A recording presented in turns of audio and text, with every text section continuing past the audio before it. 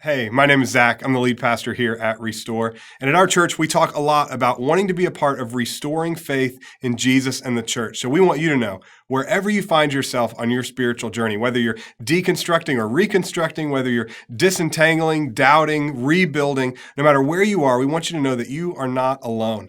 And we want to be a support for you as you journey down this road of faith. So if you have questions or you need support, we would love to chat with you. You can reach out to us through our website at restoreaustin.org. And we hope you enjoy this week's message. I was having a conversation with my dad, who I have a great relationship with, but in a conversation about faith, deconstruction, things seemingly changing, he said, well, do you think that Jesus is the way? And I was like, yeah, but can you tell me what that looks like? He's like, well, what do you mean? I was like, well, what does the way mean? Is it a dance? Is it a rhythm? Is it a practice? Is it a doorway? Is it a gate? And he's like, well, it is what it is. It's the way. And we moved on from that conversation. What is the way? When Jesus says this, I am the way, the truth, and the life. No one comes to the Father except through me. What is the image that you imagine when you read that? Do you imagine Jesus as kind of like a cosmic, bouncer at the Kingdom Club, going, sorry, you and your friends can't get in, Or, because that sounds like he's in the way, but he's saying he is the way. I want to talk about the images that we associate with the words that we use. My name is Scott. I make my living as a professional artist, which means I've taken a vow of poverty. I'm really spiritual. Okay. I want to start by talking about St. Patrick. The reason we celebrate St. Patrick's Day is because St. Patrick really changed Christendom as we know it. So a long time ago, Patrick lived on the island of England, and one day as a teenager, he was kidnapped by Irish pirates. Just imagine you two with eye patches, all right? And they take him away, and they took him to Ireland, and they enslaved him for 5 years. He worked at a farm. And while he was at this farm, doing work labor and stuff like that, he began to develop a relationship with God. He worked out in the fields. His job was to be a shepherd. And as he was out in the fields, he started hearing the Spirit of God talk to him. And he developed this conversation with God. One day, 5 or 6 years into it, he had a dream one night. And he heard the Spirit say to him, I want to get up and walk to the coast and get on a ship and go home. And so he got up in the middle of the night, he left the house, and he walked to the coast, which was like 200 miles. It wasn't a quick jaunt. And he got on a ship and he made his way back to England. He ended up going to university, going to seminary, became a priest, and was a priest for a number of decades. Then one night, he had a dream, and his former slave owner came to him in a dream and came to him and said, Farm boy. I guess it was an early Princess Bride reference. And he said, Farm boy, come back to us. Come back to us and teach us your ways. And so he goes to the church and he goes, I want to go to Ireland and bring the gospel to Ireland. You got to understand, at this time, Ireland was pretty wild. Like, it was the least churched place in like the Roman Catholic kind of empire. That's weird to say, but it was kind of like that, So what he did is he gathered a group of priests and artists and bakers and musicians and stuff like that, and they went to Ireland. And they didn't get off their boats and pull out their swords and go, it's our way or the only way. What they did is they said, greetings to you, and we come in the name of the God who's already in your midst. They came in, they said, God is already in your midst. And what they would do is they would point things out that was like the shamrock. They're like, the shamrock is like how God is, a Trinity, Father, Son, and Holy Spirit. And they honored that God was already in their midst. And one of the ways that they taught people how to pray is that they would do this. They would say, what they would do is they would say, what we want you to do is we want you to close your eyes. And we can kind of do this now. Let's just do this for a second. And where we're at, we'll just close our eyes. And they said, imagine you're in your garden. And whatever garden, because back then everybody had a garden. There was no HEB. They had to have a garden. And so they're like, imagine you're in your garden. And Jesus and the disciples are there. And when we say disciples, we do mean the 12, but we also reference the other disciples that were around that time, and then the disciples that have been throughout history, the saints of women and men who have dedicated their lives to following the way. And Jesus and the disciples are there, and you're there too. Imagine you're in your garden, and Jesus and the disciples are there, and you're there too. What are they talking about?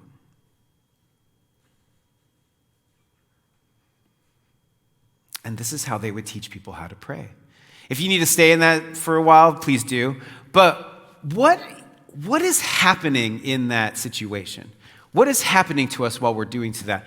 What we're doing is we're using our imagination. Now, the definition of imagination, according to Webster and the books that we use to define words in our culture, is the faculty or action of forming images of external objects not present to the senses. So it's about being able to create imagery. And all of us have this capacity. It's not just saved for creatives who work at Disneyland, right? We all have the capacity for imagination. Because if you bought a plot of land and you were going to build a house, you have the capacity to imagine what a house would look like on that land. Or maybe this afternoon you're going to grill it up and you've been imagining the bacon cheeseburger you're going to make for your friends and for yourself. Or for some of us who had to speak this morning, we imagined what kind of clothes we put on and what shoe decisions we needed to make in order to not get nailed on the internet. These are knockoffs, by the way. So we all have this capacity for imagination, but imagination isn't necessarily, imagination is about forming images, and I make my living by forming images, and so I have some thoughts on some images that I'd like to share with you. So our words are rooted in imagery. When we are speaking and using words, writing like that, we're trying to describe what we're seeing externally or internally, our thoughts are feeling, right? So if I was to say he, she, I'd be referencing a person, was referencing a time and space and history, right? Sweatin' to the oldies, I would be referencing a global franchise created by one of the greatest people ever, Richard Simmons, right? So these words are referencing a very real thing that I'm witnessing, and they are representative of those images. Now, when we get to beliefs, okay, our beliefs are rooted in words, our sacred texts, which are rooted in images. Oh, interesting. But we don't often think about this because most of us come from a Protestant tradition or some kind of, images that aren't there. But I guarantee you that images are you're referencing images internally about the words and the beliefs that you say. We can just do this experiment for a second. I can just say, hey, why don't you take a moment to imagine heaven? What do you imagine heaven to be like? And if we sat with that word heaven and we looked at the images that come up inside of us, we would have if we could look into each other's heads and see what was there, after the initial shock and horror of what we'd find in there, because you know what's in there, we would find very different things, but we would also find very similar things. And I bet you cold, hard cash, put it in my hands, I'm going to put a Venmo QR code right up there, that the images that we have in common didn't come to us through Scripture, because that's words, but they have come to us through cartoons and movie clips and caricatures and comic books and films that we've written throughout our lives. There's no biblical precedence for angel wings and a halo and clouds. But when I asked some teenagers in Tennessee not too long ago, I said, describe heaven to me. They're like, I don't know, angel wings, halos, clouds. We're referencing these images that we've witnessed and then associating it with the words that we think, the words that we use. Now, the interesting thing is when we don't have a vibrant visual culture, we end up becoming a culture of word policing. Hey, the way we say it is this way. You didn't say it that way. I'm not sure if we're on the same team, right? We're judging words. What do you mean when you say that? Two people could be describing the same thing, just using different words. And I actually think, too, when we're using words, I actually think when we're describing, or if somebody comes to a point where they're like, I don't believe in God anymore, I think actually what they're saying, they're not saying I don't believe anymore or I don't believe the words anymore. I think what they're saying is the images don't work for me anymore. I don't believe in God anymore. Tell me the God you don't believe in. Describe the God you don't believe in. And then they would give a picture of what they don't believe in. And you're like, that's an awful God. Yeah, you shouldn't believe in that one, right? we have these images that are associated with the words that we use. And I think maybe for you, here's another thing. If you grew up in the church, because I'm an image guy and I grew up in Protestantism and I didn't have any images, I've thought about this a lot. We actually give images to our kids if you grew up in church. Sunday school and stuff, you get these little cartoons. I had flannel graphs, if you're old as me. Cartoons and characters. And then by like middle school and stuff, we no longer give images. So I bet for you, my assumption is that most of you here, the images that kind of are associated with the words of faith that we use are still cartoons and caricatures we saw when we were kids. And maybe those images stopped working for you. You know the images I'm talking about. This isn't really given when you're a kid, right? But this is a pretty famous one. This one doesn't work for me anymore. Mostly because I've never been in this situation. I mean, and nor do I think God is a bearded man with a posse of other naked cherubs. And we won't even reference what's going on over there. But we've been given this. This is what it's like, God and man and stuff. It's like, is it? Is this really what it is? And there are lots of images that are kind of associated with Christianity that we're like, is this what we're buying into? Are these the images that we have to associate with our thing? They get kind of creepy. There's like a disembodied heads floating around. Is Jesus really from Norway? This is like the James Franco Jesus. We've seen Buddy Jesus. None of it, and then there's Christian bookshops and stuff. None of this stuff is true. This is all imagined. This is all made up. This isn't real, this stuff, no matter how many times you put it together. These are the images. And I think at a certain spot we're like, is this what this is? Are these, people like to make fun of it, but but then people like to put their ideologies and stuff with it. And it's leading to this weird kind of way of we're using words and what we imagine. None of this is real. This is all imagined, made up. But the images are affecting us, and they can create and form us into being certain kinds of people in the world. I'm really interested in what kind of images are forming you and being kind of certain people in the world, because I know for some of us, we've seen what kind of images form destructive people, and we're like, I don't want any part of that. And our imagination is really important.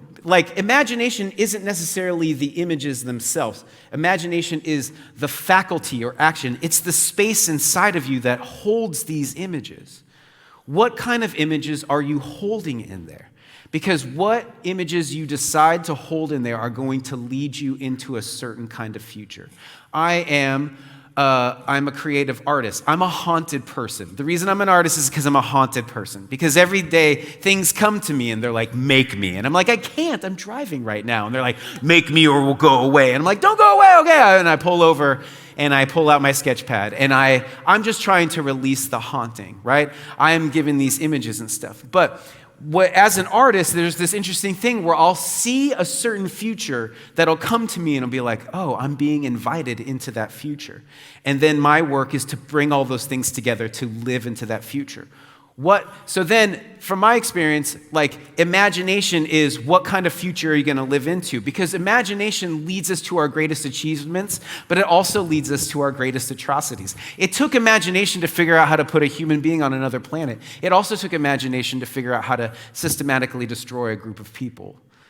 Imagination is a powerful space, faculty within you that holds images into a future. So this is my kind of updated definition is imagination is the faculty within you that allows the future, not the musician, but the future to show you what's possible with what's already here.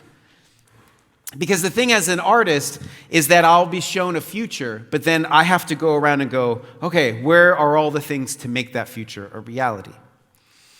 When I look at Jesus, and I know this is a big passage here in Matthew 6, before he gives the Lord's Prayer, this is one of the things he says. And we'll just, if it's okay with you, we won't read every single word, but he's like, you probably are familiar with this. He's like, do not worry about your life, what you will eat or drink, or about your body, what you will wear. Is not life more than food? If you live in Houston, you're like, no. Is the body more than clothes? If you live in Dallas, you're like, no. Look at the birds of the air. They do not sow or reap or store away in barns, yet your heavenly Father feeds them. Are you not much more valuable than they? Do not worry about your clothes. Look at the flowers of the field. If you read and spend time with how Jesus is in the world, Jesus embodies a certain kind of way of being in the world. Jesus is the way. He shows us a way, right? And the way that Jesus shows us, he says, God is already here. God is already working. Do you see that God is already here, that God is already working? Don't you see it? It's in there. It's in the birds. It's in the fields. It's in the flowers. God's here. Are you involved in that? So when I was thinking about, like, is Jesus the way or is Jesus in the way? I'd like to use this metaphor as a viewfinder, right? If imagination is this like place that holds images, so we can use this viewfinder as a metaphor, then what kind of images lead us in the way? And I would actually submit to you that what I think is, there's kind of two ways, is that the kingdom of heaven, the kingdom of love, says, this is the way. And then the kingdom of fear says, this is in the way. And so how do we decipher what kind of images we're allowing to be in us that go, this is in the way, this thing is in the way, versus, oh, this is the way? So let's just go. So let's look at the first one, in the way. What kind of, this kingdom of fear that's like the opposite of the kingdom of love, what kind of images do we find in this viewfinder, in this cycle? The first thing that you usually come across if you think it's in the way is you come across a-holes. Now just stick with me, Bible Belt, for a second, okay? Look, and I'm not saying if you drive a big truck, you are an a-hole, but I will say that 93% of a-holes choose this as their car of choice. Because look, we've all driven around Texas traffic, you know, in the big cities and stuff, and it's infuriating. And there's people with really, and like this is, you know, it's very like psychotic and nerve-wracking and all that kind of stuff.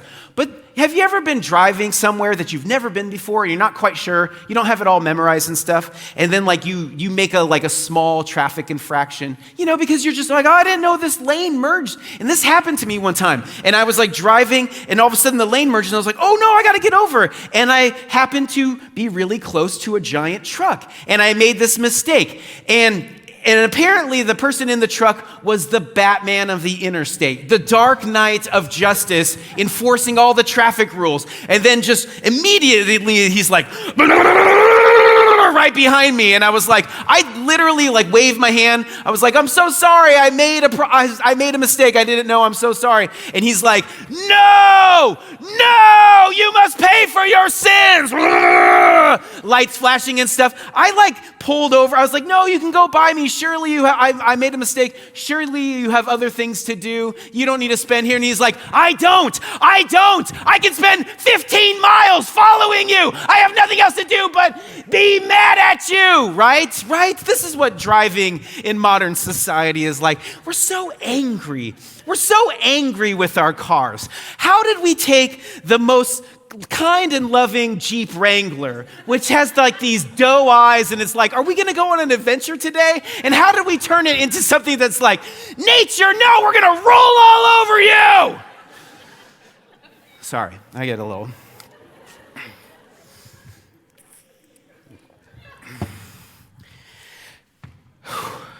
Yeah, so we'll encounter some anger that gets in the way.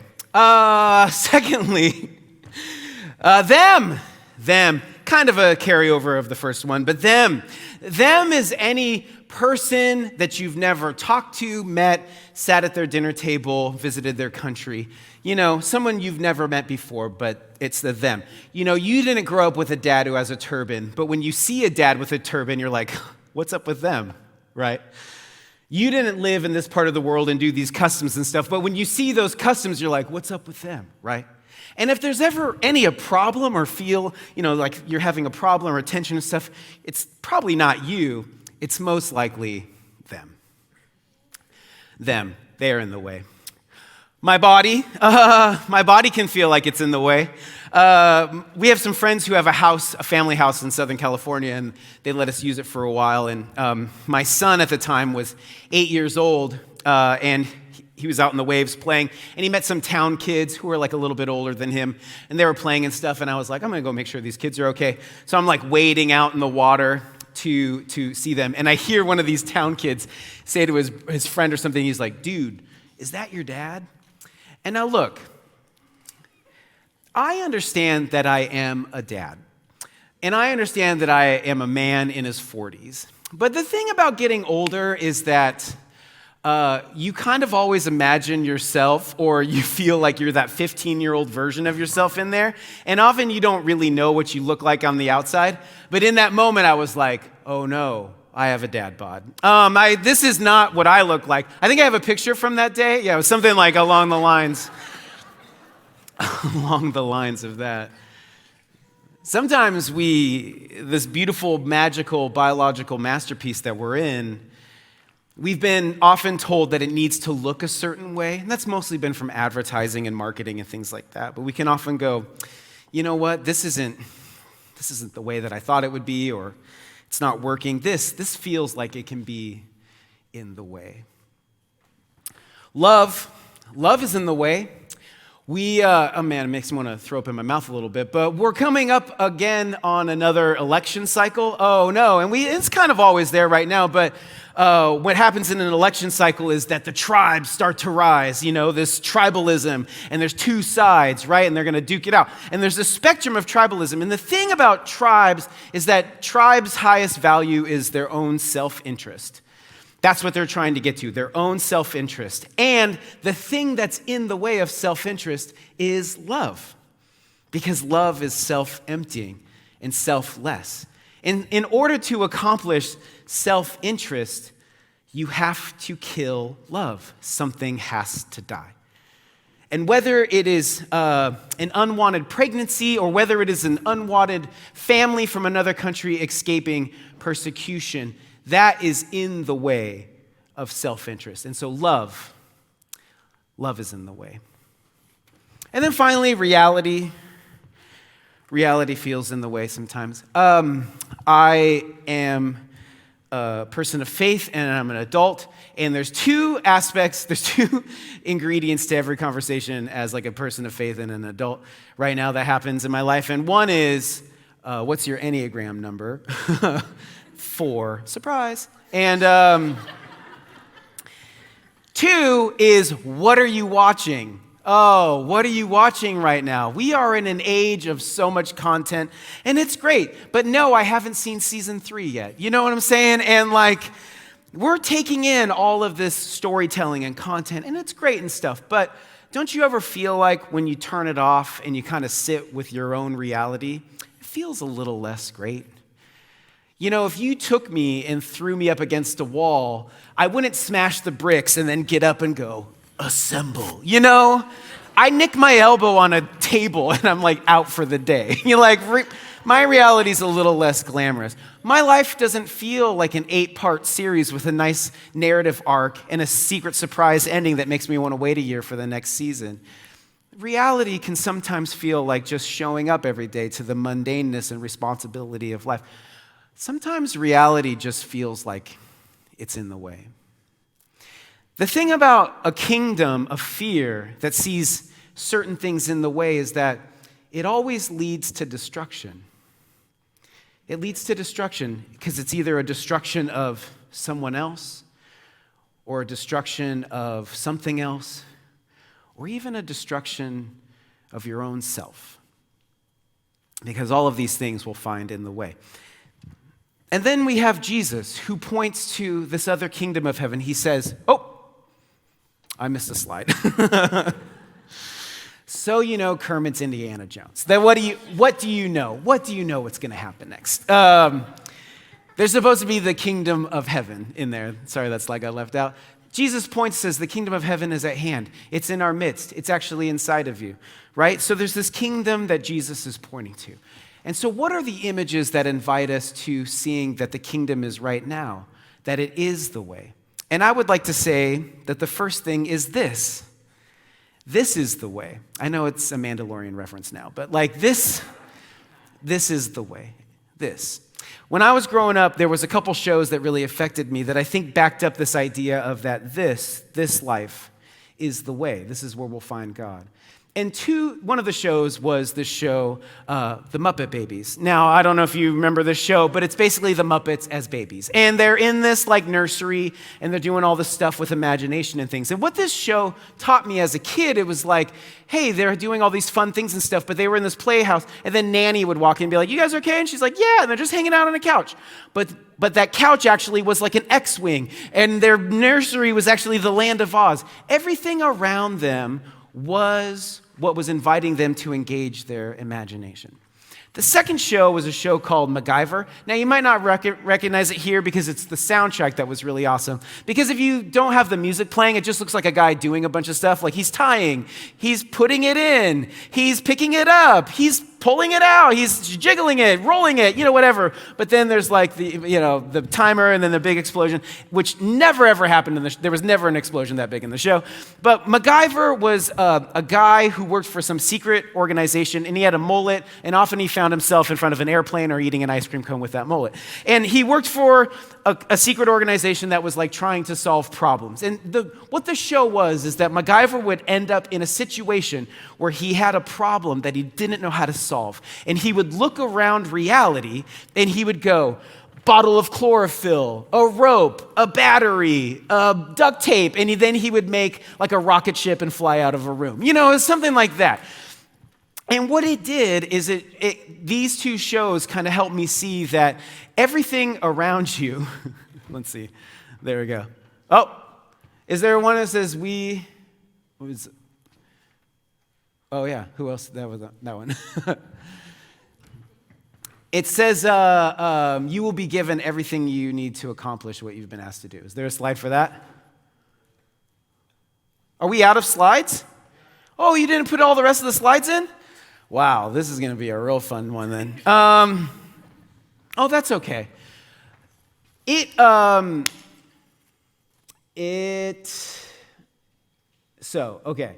MacGyver. Yes, Muppet Babies and MacGyver. It's a big mouthful, but I'll give it. Here's this prayer that I want to offer you. You will be given everything you need to accomplish what you've been asked to do. You will be given everything you need to accomplish what you've been asked to do. A lot of people will, when I say this, they'll butt up and be like, no, I haven't been given it. It's like, well, what have you been asked to do? Oh, I don't know yet. Whatever you've been asked to do by the giver of your life, you'll be given everything you need to accomplish that. And often what you need to accomplish is going to be hiding out in the life you find yourself in. Sometimes everything you need is at a store, but sometimes everything you need might be hiding in a neighbor or a friend. And it takes vulnerability to go, I need some help. Sometimes what you need is tucked down way deep in you, and you haven't allowed yourself to get in there and go, maybe I do have what it takes. Maybe the narratives I tell myself isn't completely who I am. Maybe I've been the victim of limited conclusions about my life. You will be given everything you need to accomplish what you've been asked to do. So we're given this. This is the way. And then there's a this behind the this, too. A this behind the this.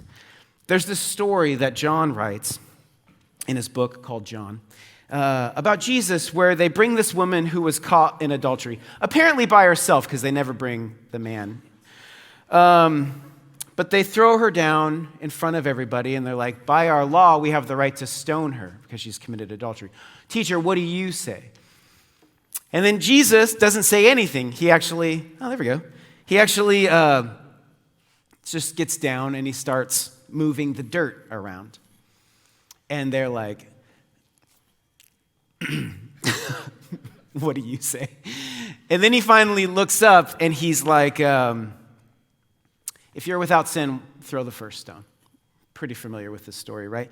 And it says that the older men leave first because they're a little more self-aware, eventually to the younger men until nobody's there. And then it's just this woman and Jesus.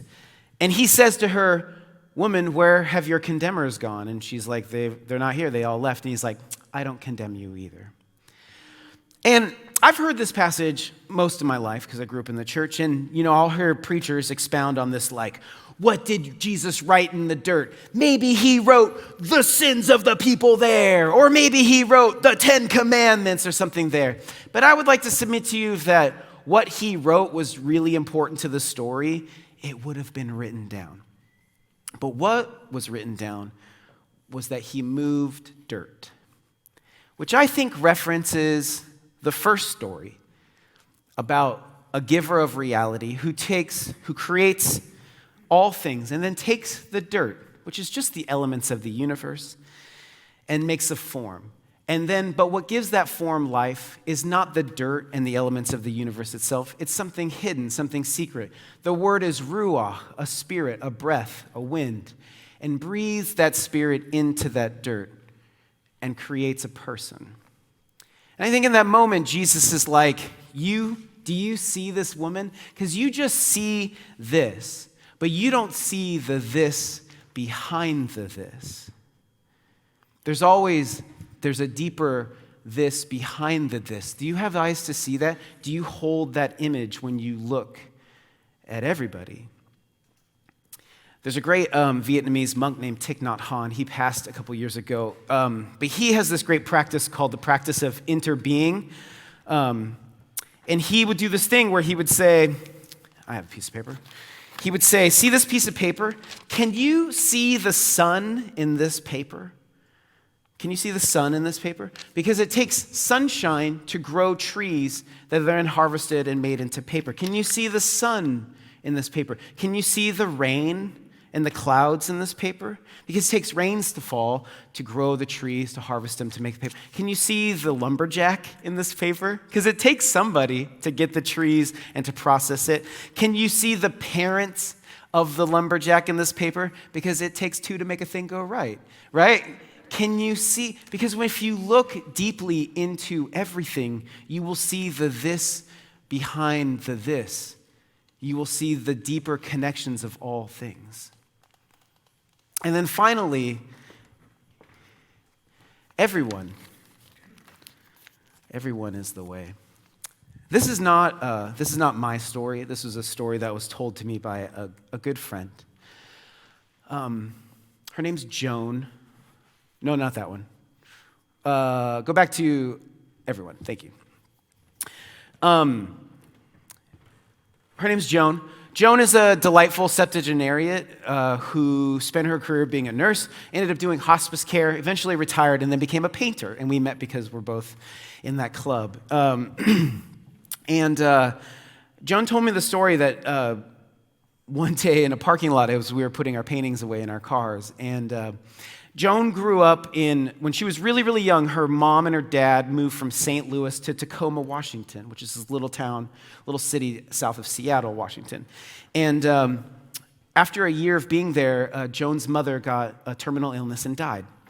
And Joan was like, look, my father, he was an unabashed racist. He was a very racist man. But because of their financial situation and what they could afford at the time, African women, young women who were nannies were less expensive than white women. And she's like, thus began a series of beautiful black women who became a part of my life. And she's like, my brother and I didn't care what color skin they had. We just knew they weren't our mom. And in a way that only little kids can do, they were just complete turds to their nannies. Their goal was to try to get their nannies to quit. First to cry and then to quit. And she's like, we were really good at it. But she's like, and then we finally got this nanny who was amazing. She had a wonderful face, a kind smile, a kind voice. And she came into our lives, and she's like, she filled a hole, a gap in me that I didn't know I needed, which was to have a motherly figure. Years later, Joan is in college. She's studying to be a nurse. And this is like a 1968, a year before Martin Luther King was assassinated, civil rights stuff going on. And she's with some friends in an apartment. She finds out that there's going to be a march in Tacoma. And she's like, we got to go. And all of her friends are like, no, that's not our thing. We don't need. She's like, no, we need to go. We need to go and support that. And they're like, no. She's like, I'm going. And her boyfriend was there, and she's like leaving, and she said her boyfriend like came to her at the door, and he's like, hey, look, if you're gonna go down there, I don't think we should be together anymore. She's like, fine. She leaves. She goes down to where this march is taking place, where they're gathering together. She doesn't really know anybody there, but she eventually spots a woman who she recognizes, and she realizes that this was like a girl who's now her age, but they were the same age. It was like her nanny's friend's daughter, and she used to play with her. And I asked Joan, I was like, what was her name? Joan's like, I can't remember. I'm in my 70s. I don't remember her name. So a friend, an old friend, and she sees her, and she's like, hey, can I walk with you? And she's like, yeah. So the goal of the march was to start on the outskirts of town and eventually march into the center of Tacoma. And so she's like, as we were marching, the crowd was large, but the people on the side of the street was very small. But as we got closer and closer to the city, more of a crowd on the outside to watch started getting bigger and bigger. And she's like, at first it was silent, and then there was some murmuring, and then there was some yelling, and eventually there was some slurs, and then eventually people started to throw things. And she's like, people started to throw rocks. And Joan was like, look, I was an atheistic, angry Irish Catholic girl. And she's like, I did not believe in God anymore. But in that moment, I prayed. I said, God, I hope a rock lands in front of me so I can throw it back. And she's like, and the Lord works in mysterious ways. And a rock came down and landed in front of her. And she's like, yes. And so she picked up this rock and she went to throw it back at the people. And she said that her friend reached around her and put her arm in front of her hand, and then with her other arm reached around and kind of gave her a hug, like an awkward youth pastor hug. And as she's there, her friend is like right up against her ear, and she says this to her. She goes, no, honey child, we don't throw rocks at our goals. We don't throw rocks at our goals. And Joan said in that moment, she's like, it's like I almost blacked out. Like everything just disappeared. And she said, in front of me, I saw two paths laying in front of me. And one path led to vengeance and anger and destruction. And I was on that path. And she's like, I saw this other path open up in front of me that looked like forgiveness and love, healing and restoration. And I heard a voice say, what path do you want to walk down? Which way do you want to go? And she said she let go of that rock. And when she let go of that rock, she's like, I cracked open. And she's like, love poured into me. She's like, I don't know if I had ever felt love in my life, but love poured into me. And she's like, and I knew that it was God. She's like, that was the first time I met God. And she said her friend kept her arm around her, and they continued walking together. When Joan told me this story in the parking lot, I just like burst into tears because it's one of the most beautiful stories I've ever heard. Because if you read the stories of the brave women and men who led and fought in the Civil Rights March, and those who were like convicted by the words of Jesus and the teachings that they found in the Bible, they were like, we are standing up for our own dignity that God has given us and our rights to be equal and that. But they also, you hear it in their language and stuff, they're like, we understand that we are heading towards a kingdom where Jesus is at the throne, and we're all going there, and they're going to be there too, even though they're throwing rocks right now. Because everyone is the way.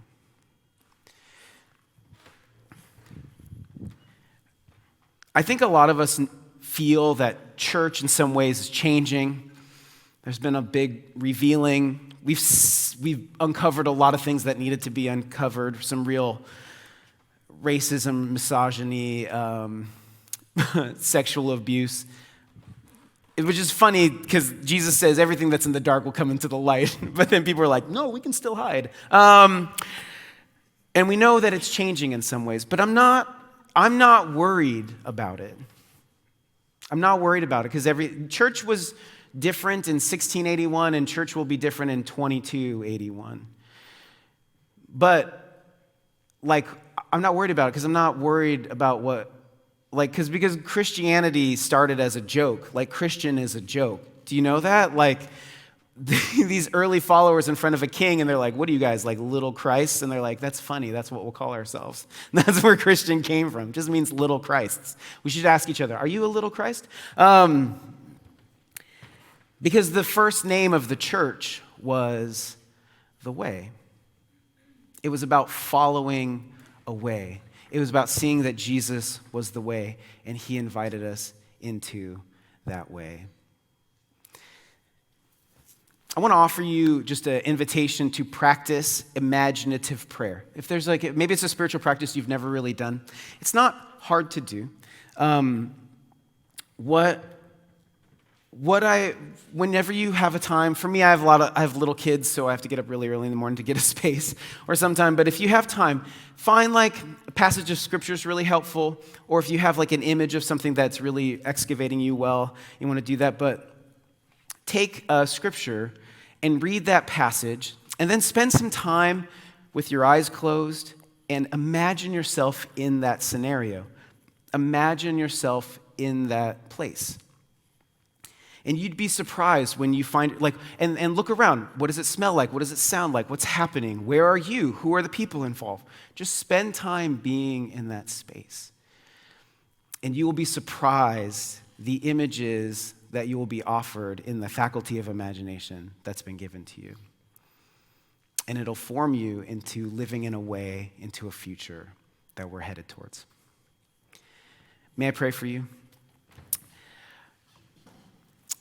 Jesus, you are the way and the truth and the life. And we are here because we've been captured by those words, those images, that presence, that spirit. I'm sure in this room there's just a myriad of stories of I was doing this and then something happened to me. I was silent and then this appeared. I was reading this and then it opened my eyes. All kinds of stories, all kinds of testimonies, all kinds of witnesses to how you are already in the world working. May we have eyes to see. May we examine the images that are associated with the words that we say, the words that we think we need to say. And may those that are destructive, that are leading to destruction, go away, and may they be replaced with images of restoration, healing, community, forgiveness, equality, dignity, holiness, all of those things. Thank you for already being involved in our lives. Thank you for your love. Thank you for your grace. We seek to know you. We seek to love you. And we ask that you would meet with us and give us something today for that. Amen.